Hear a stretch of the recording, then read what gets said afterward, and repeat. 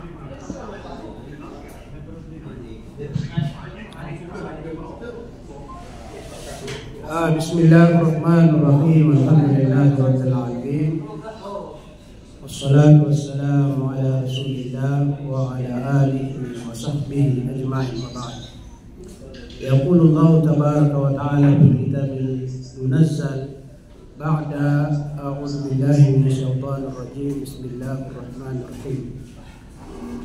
Wa ammal insanu idza mabtala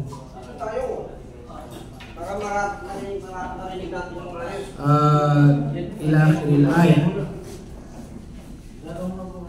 Wa qala aidan ya ayyuhal insan ma gharraka birabbikal karim. Alhamdulillah, mga mahal naming kapatid sa pananampalatayang Islam, iniling po natin sa ating lumika ang Allah subhanahu wa ta'ala ay naway maging dalisay ang ating layunin sa lahat ng ating mga ginagawa, especially po sa mga pagsamba. Katulad po ngayon, kailangan pa rin manatili na ang ating pinakalayunin ay makamit po natin ang kalukuran ng Allah subhanahu wa ta'ala. Sabi po ng mga eskolar, kasama rin yung ako ay pumunta para magkaroon ng dagdag kaalaman. Kasama rin yun. Pwede rin kasama na para madagdagan ang aking mga kaibigan. Kasi siyempre, pagbago tayo sa isang lugar, tulad ng pag-aaral, siyempre marami tayong makikilala. Tulad ng mga bago po sa atin, di ba? Nagkaroon sila ng dagdag kaibigan at tayo din kaibigan. Pero dahil Muslim po tayo, talagang dagdag na mga kapatid sa Islam. Kasi sa Islam, malinaw po yan na ang tunay na magkakapatid ay ang magkakapatid sa Islam. Hindi po ang tunay na magkakapatid ay ang kapatid natin sa, sabihin natin, sa tatay, sa nanay. Opo. Kasi malinaw po yan sa banal na Quran, ang sabi ng Allah, innamal mu'minuna ikhwa. Ang tunay na magkakapatid ay yung mga mananampalataya. So ngayon, kung halimbawa bago tayo sa Islam, bago tayo makap ng Islam, malinaw yun, may kapatid tayo o di kaya may kamag-anak tayo na hindi Muslim, di ba? So ngayon, kahit na magkapatid tayo sa nanay at saka tatay, sinabi pa rin ng Allah na ang tunay na magkakapatid ay ang mga mananampalataya. So dahil hindi pa siya naniniwala kay Allah, hindi pa siya nag-Muslim, kaya hindi kayo tunay na magkapatid sa paningin ng Allah subhanahu wa ta'ala. Kaya ito yung kaganda po sa Islam, kasi kapag nag-Muslim po tayo, naging mananampalataya, buong mundo, lahat ng mga Muslim, mananampalataya, naging kapatid po natin. Alhamdulillah. Bali sa ngayon po ang ating maikling paksa, kasi ang oras natin medyo na nabawasan. I-remind nyo kasi yung oras natin hanggang 1:20 lang. Yun ang patakaran po natin. Basta patakaran, sisikapin po natin na masunod. Bali, ang paksa po natin sa ngayon, sa masjid, sa khutbah, ay patungkol po sa tinatawag na alibtila, mga pagsubok. Pero, ang pinakapunto po niya doon, ano po ba yung tunay na pagsubok? Kasi minsan may mga tao na mali ang kanilang pag-unaw sa tinatawag na pagsubok.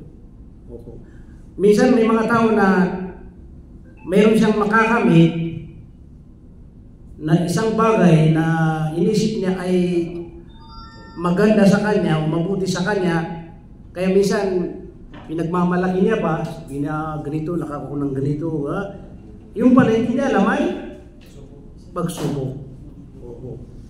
Kasi normal lang kapag ang isang tao ay nakatanggap siya ng mabuti, yun ang sasabi niya, di ba? Biyaya. Kasi yun ang paningin niya, yun ang pag-aakala niya. Pero kung may dumating sa kanya na hindi maganda, yun, doon siya magsasabi na para lumalabas na hindi magandang dumating sa kanya.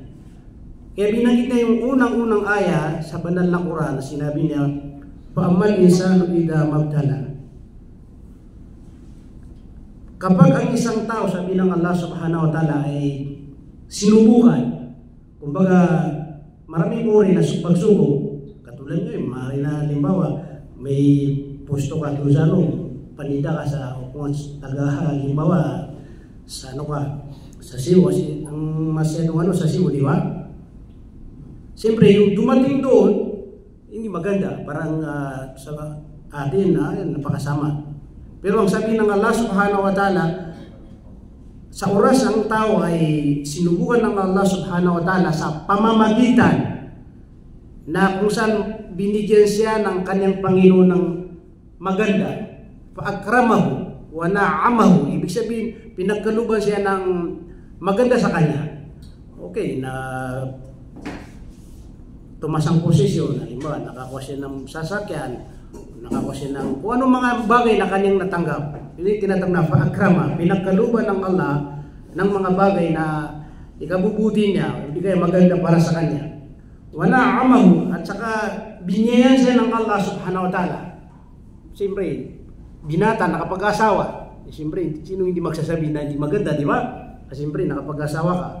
Opo, wa na'amahu. Ngayon, sinasabi daw ng tao, fayaqula rabbi akraman. Parang nagmamalay siya, ang aking Panginoon ay pinagkaluban niya ko ng mga bagay. Yan ang isang ugali ng tao. Sabi ng Allah subhanahu wa ta'ala, "Fa'amma idza mabtala faqadara alayhi rizqa fayaqula rabbi ahana." Pero sabi ng Allah subhanahu wa ta'ala, kapag sinubukan siya ng Allah subhanahu wa ta'ala na inigpitan po siya sa kanyang mga panustos. Ibig sabihin, parang mahirap ang kanyang buhay ngayon. Ano ang kanyang sinasabi? Sabi niya nga, "Fayaqula rabbi ahana," ang aking Panginoon ay parang sinisisi niya ang Panginoon. Parang pinabayan ng Panginoon, lumalabas yun na, bakit mo ginagawa sa akin to? Di ba may mga ganun mga tao? So lumalabas doon na ang tao gusto niya mangyari palagi yung puro mabuti ang kaning matatanggap. Pero sabi ng Allah subhanahu wa ta'ala, ang mga yan ay lahat po yan tinatawag na pagsubok. Mabigyan ka ng anuman na mga bagay na mabuti para sa atin, o mabigyan ka ng bagay na masama para sa iyo, ito'y tinatawag na ibtila. Lahat ay pagsubok. Kaya sabi niya, kung ang kalagayan mo sa ngayon ay pulubi ka, yan ang pagsubok ng Allah sa iyo. Kung ang kalagayan mo ngayon ay mayaman ka, yan din ay pagsubok sa iyo. Lahat ay pagsubok. Kaya maling ang pananaw ng isang tao na kapag meron siyang nakitang pinagkaluban ng Allah ng mga magagandang bagay, ay yung kanyang sinasabi, masyonti siya, mapalad. Mapalad, parang gano'n, di ba? Hindi niya alam, pagsubok yun. Opo.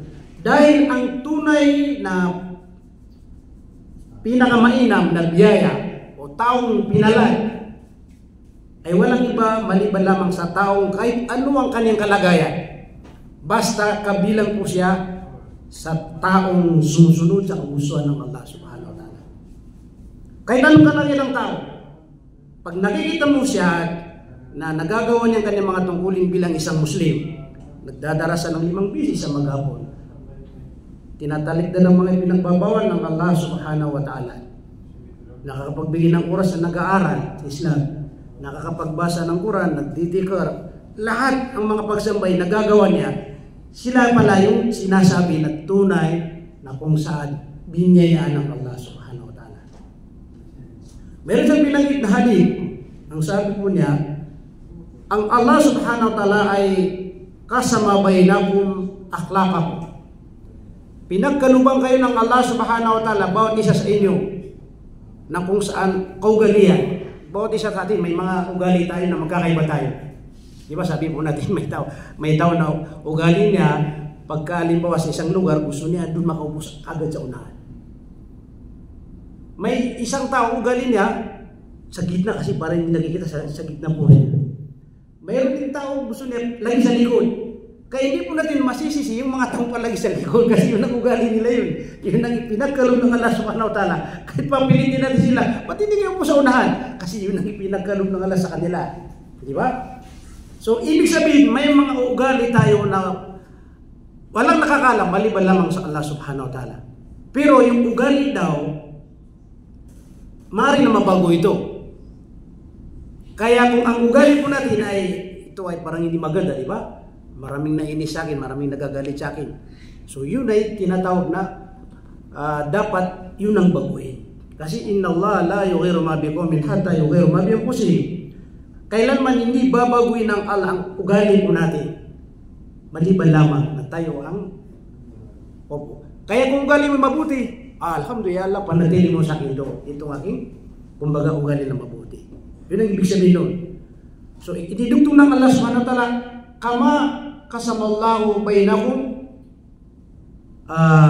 arzaqakum. At ganun din pinagkaluban kayo ng Allah subhanahu wa ta'ala ng kani-kanya o ibig sabihin mga bahagi ng panustos. Arzaqakum.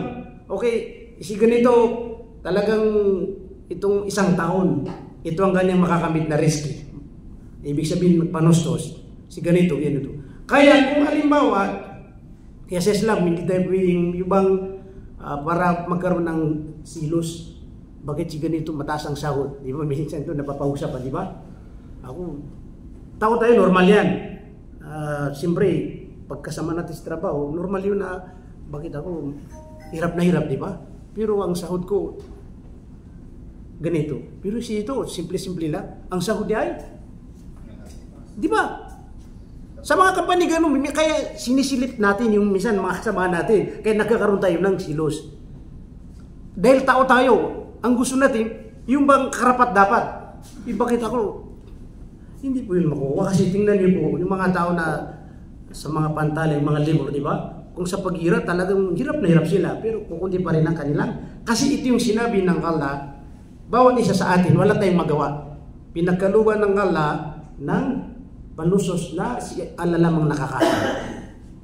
Kaya kung ang sahod mo 2,000, ito 3,000, 4,000, 5,000, yun ang nakatakda na sinabi ng Allah na kasamallahu bainakum arzaqakum. Ibig sabihin, si Allah ang nagbibigay sa bawat isa sa atin. So, ang ibig sabihin noon, para matanggap mo natin na hindi tayo magkaroon ng parang hindi kontento sa buhay. Alhamdulillah, ito pa rin ang pero yung hadith na yun, ang karugtong na hadith, kasi ito yung ibig niya sabihin, ang sinabi sa hadith na yun sa dulo, ang mundong ito ay binibigay ng Allah subhanahu wa ta'ala kaninuman. Ikaw ay pasaway, sinasamba mo. Lagi ka nagsasabi pa ng mga laban sa dakilang lumika, di ba? Ang mga Muslim, kung magsalita sila. Kahit na pasaway ka, at ito ay tunay na masunurin Allah subhanahu wa ta'ala. Yung mundo, yung mga mundong bagay, ibinibigay ng Allah sa atin na walang pinipili ni Allah subhanahu wa ta'ala. Ibig sabihin, Muslim, kafir, lahat yan pinagkakaluban ng Allah ng riski na hindi na binibili. Pero ang ibig sabihin niya, pagdating sa pagsunod, pagdating sa pagsagawa ng pagsamba, ito ay pinipili ng Allah subhanahu wa ta'ala. At dunya, ibig sabihin ng mundo ito, ibinibigay ng Allah kahit ang tao ay kumbaga pasaway na pasaway. Pero pagdating sa Islam, ipinagkakalob ng Allah ang pagsunod sa Kanya sa mga taong yuhib. Ibig sabihin, yung mahal ng Allah subhanahu wa ta'ala. Lumalabas mo tayo naging isang Muslim, natanggap po natin ng Islam, ito'y katibayan na tayo ay mahal ng Allah subhanahu wa ta'ala. Kasi pinipili niya kung sino ang bibigyan niya ng gabay. Ngayon, nagabayan po tayo, ibig sabihin, yuhib. Mahal tayo ng Allah subhanahu wa ta'ala.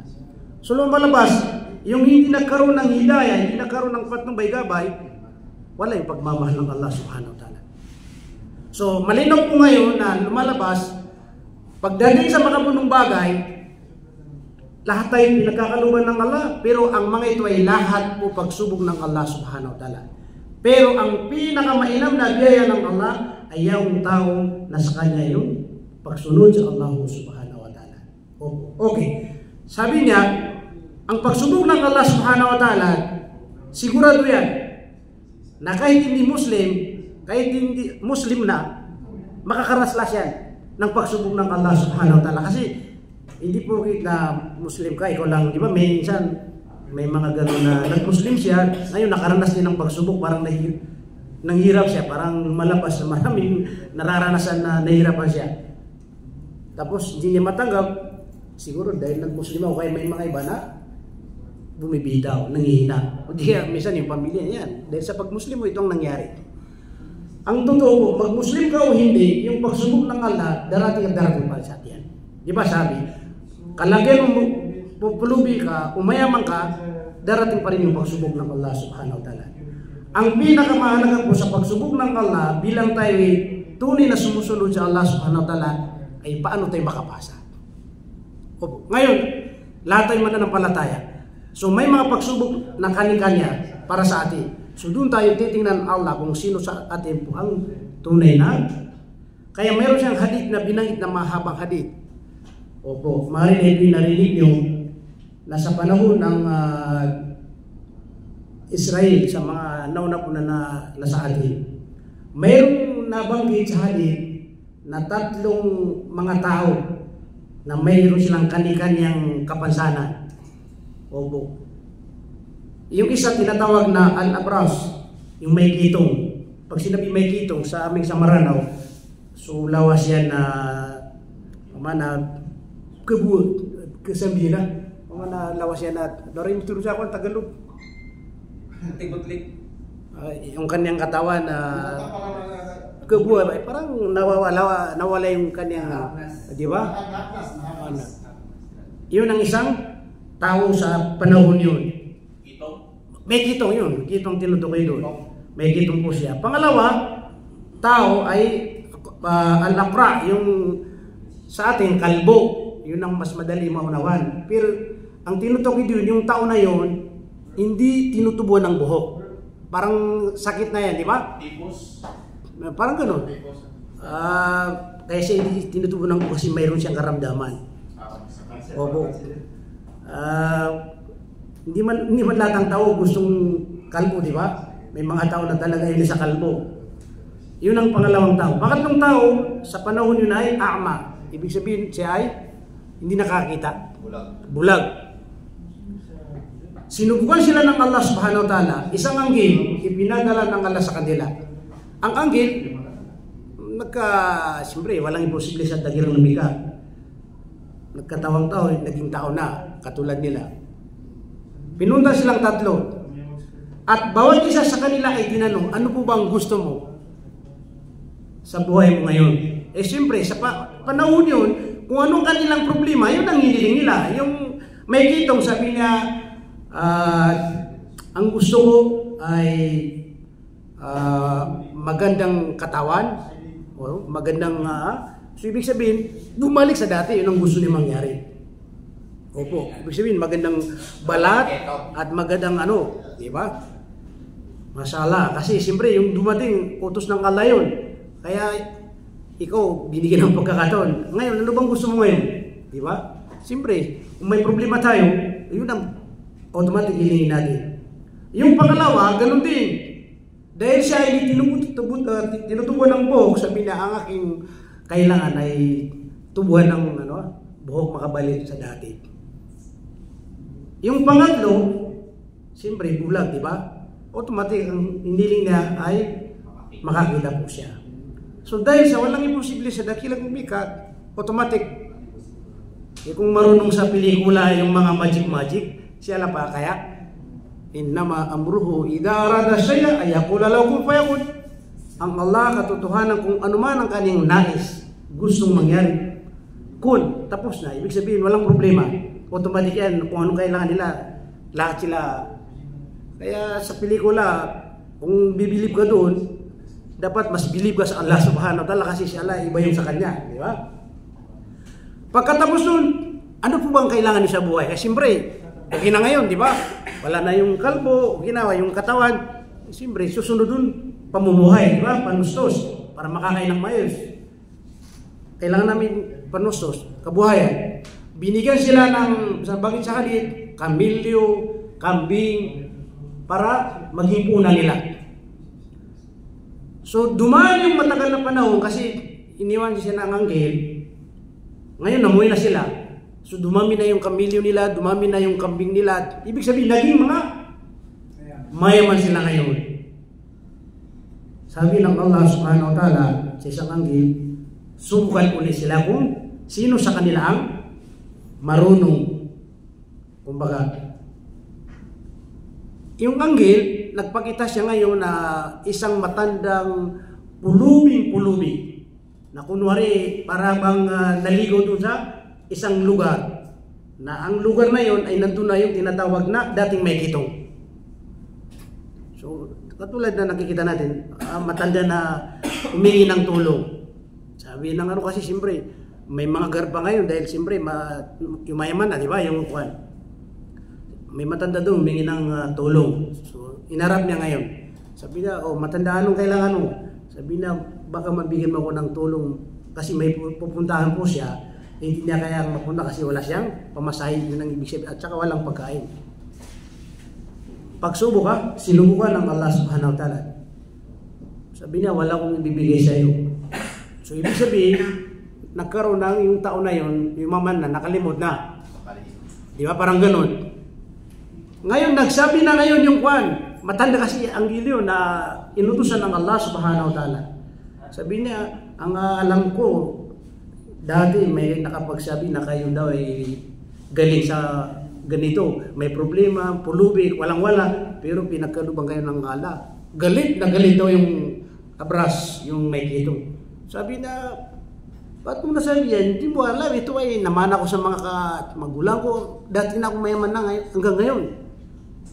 Eh, itong kausap niya, anghel pala. O inuutosan ng Allah.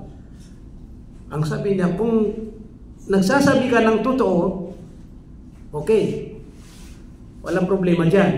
Pero kung ikaw ay nagsisinungaling, sa ngayon makita mo kung ano yung pagsisinungaling mo.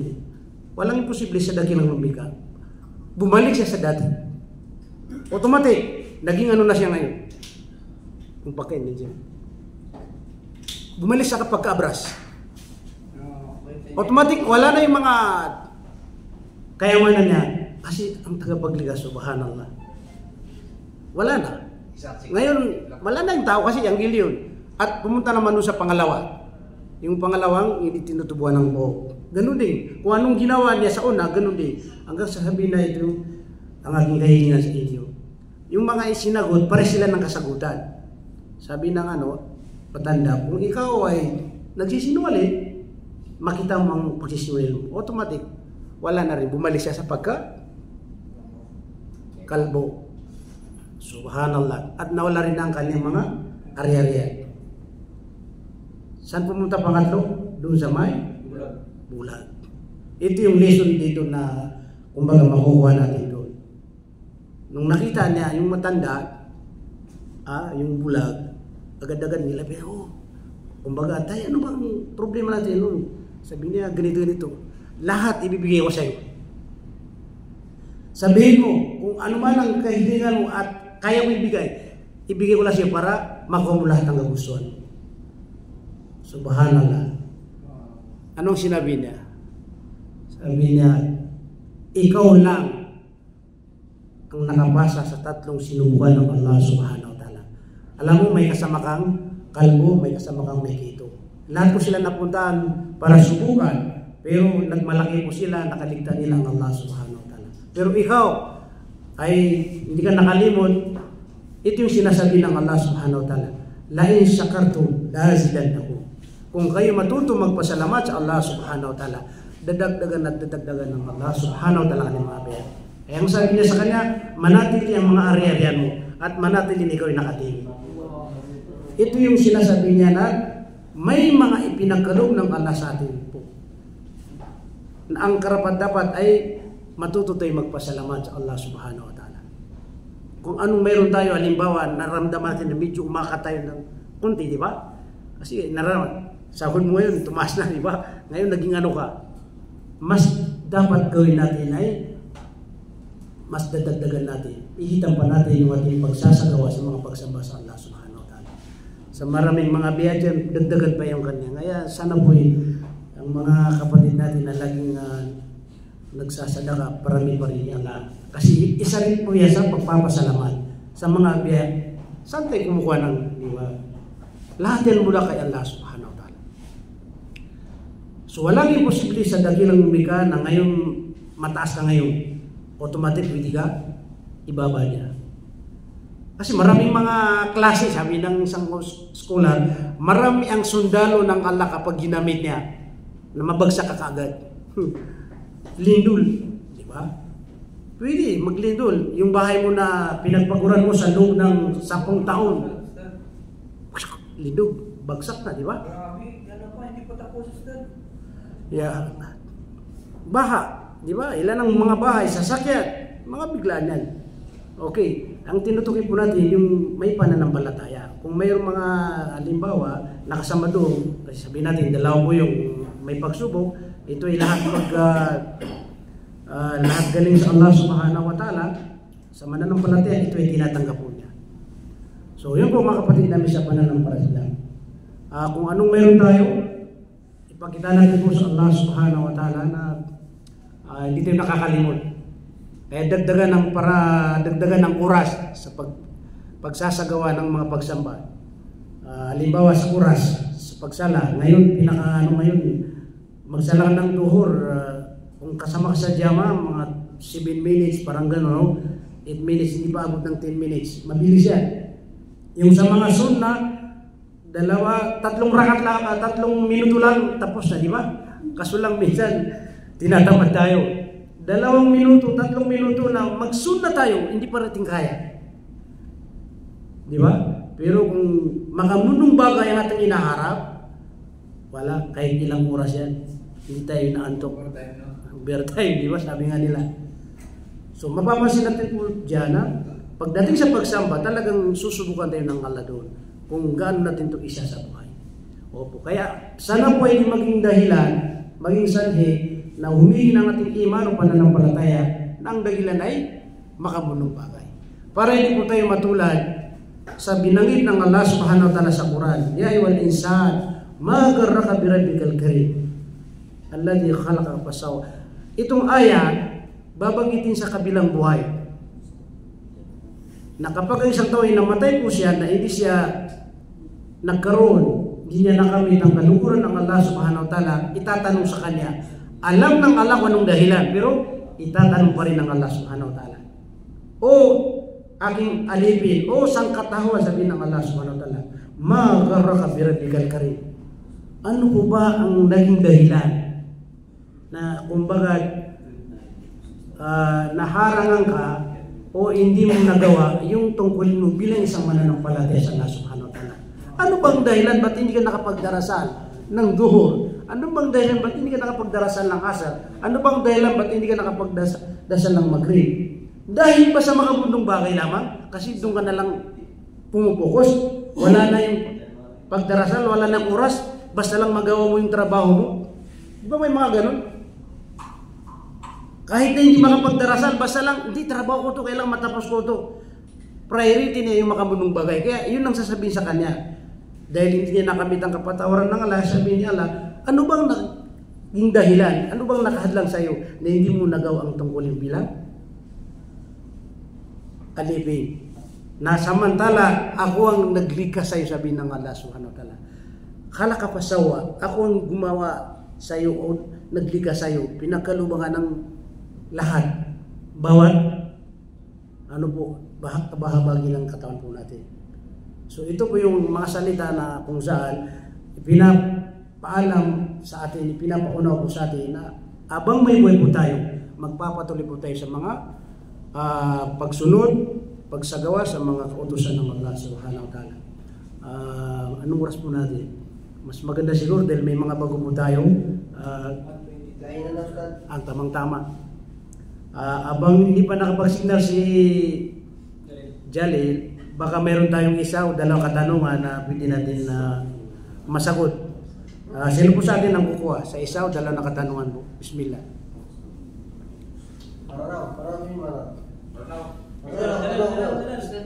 Okay yung okay yung laging marano kasi marano tayo. Ano yun? So yung aya na yan sa surah? Anong marami kong aya na binanggit. Yung ano daw, ito tatanungin lang ako subhanahu wa ta'ala o isang pagkawa.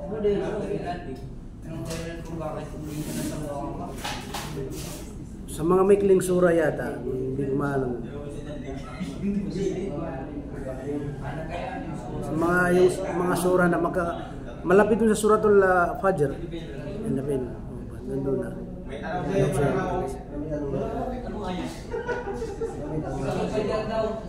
Hindi, dun malapit, hindi suratul Fajr. Doon sa mga maikli na sura. Siguro mga hindi pa umabot ng 20 yung mga. Opo, may tanong ba? Abang wala pang ano?